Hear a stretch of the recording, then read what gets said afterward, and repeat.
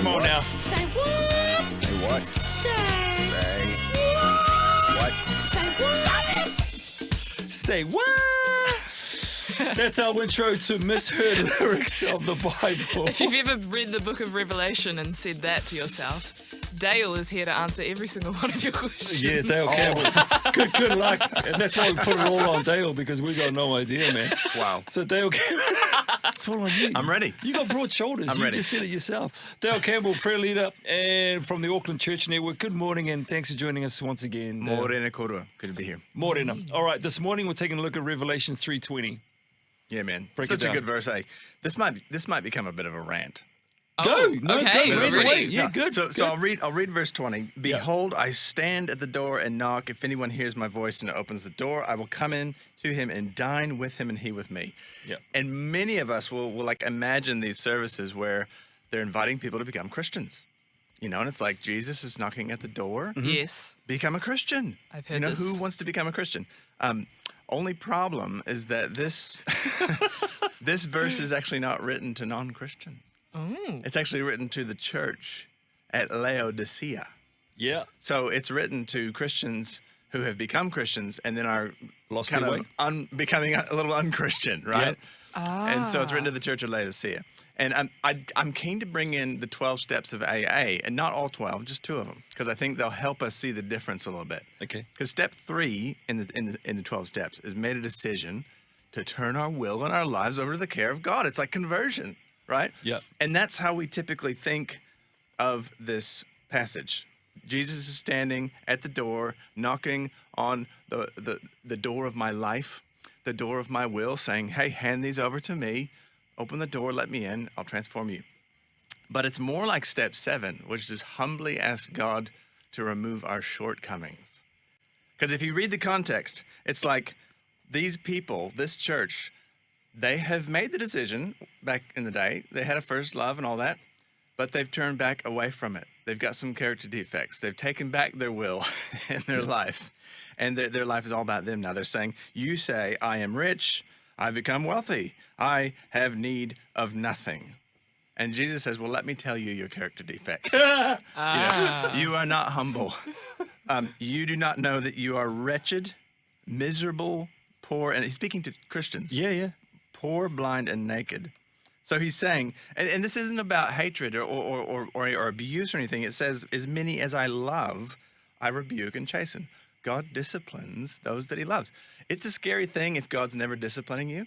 Yeah. If God's not disciplining you, that means you don't really belong to him, because he's not expecting you to live up to a standard that you've never committed to.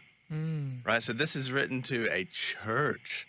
It's like we've kicked Jesus out the church, and he's like, say, hey guys, you know I'm Lord of the church, right?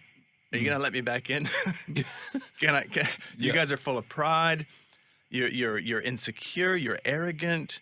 You're oversensitive. You're forgetting about mission. You're arguing with one another. You won't talk to one another. You got relational problems. You can't sort out your conflicts. Yeah.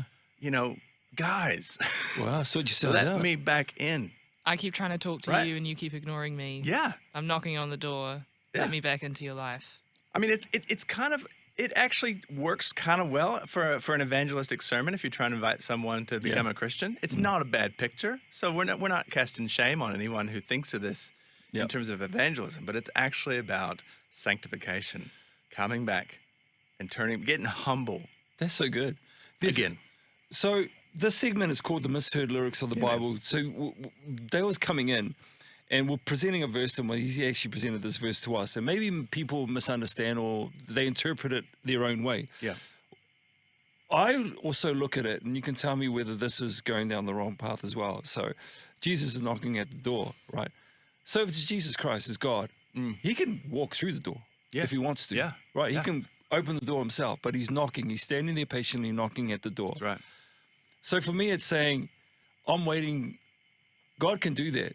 but he's waiting for an invitation to come in. Yeah. That's it, bro. There's a great quote, and I can't right now get on Google and see who said it, but I think it's Augustine from the early church. It sounds cool to say that it was Augustine from the early church. So let's just go with that. Let's go with that, bro. So Let's it go says, with that. without God, we cannot. Okay, so Yes. but God without us will not. Look at you. Right? Stop it. So Dale. it's like Stop God that right is now. the sort of God Yeah. who will not force himself.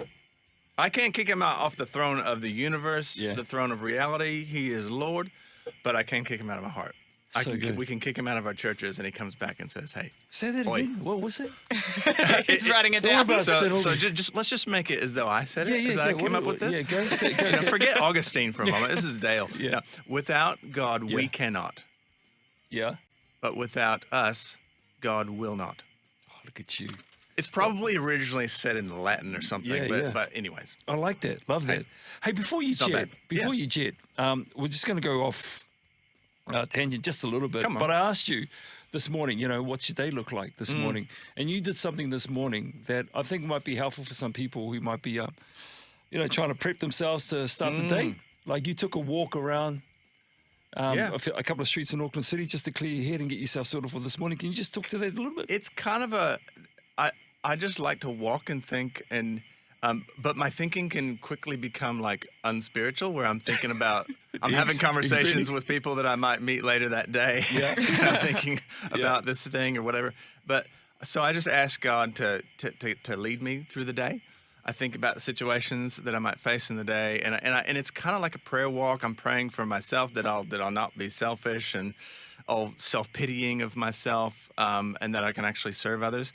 The funny thing is, Sela, I can pray that prayer, and in the middle of that prayer, a situation will come to mind, and I'll be like, "Oh, that wasn't fair." So like, man, my memory is short. So this is why I have to pray, because I'm Yeah. so self-centered. I'm so insecure and arrogant at the same time that I just have to pray throughout the day constantly. So I start that early. You're being too hard on yourself. I'm actually very similar. I'll start praying All and of then us something are. will come into my head about something else. Yeah. Anyway, we just went off tangent there, but I Yeah. appreciate you. Maybe that's a practical tip for you. I like that, the idea of a prayer walk. Thanks, Yeah. Dale, again for coming Kia in. ora. Listen, Dale's in every Thursday morning. Maybe there's a verse that you might want Dale to explore a little bit more. So send that through if you want to. 8168, the keyword is life.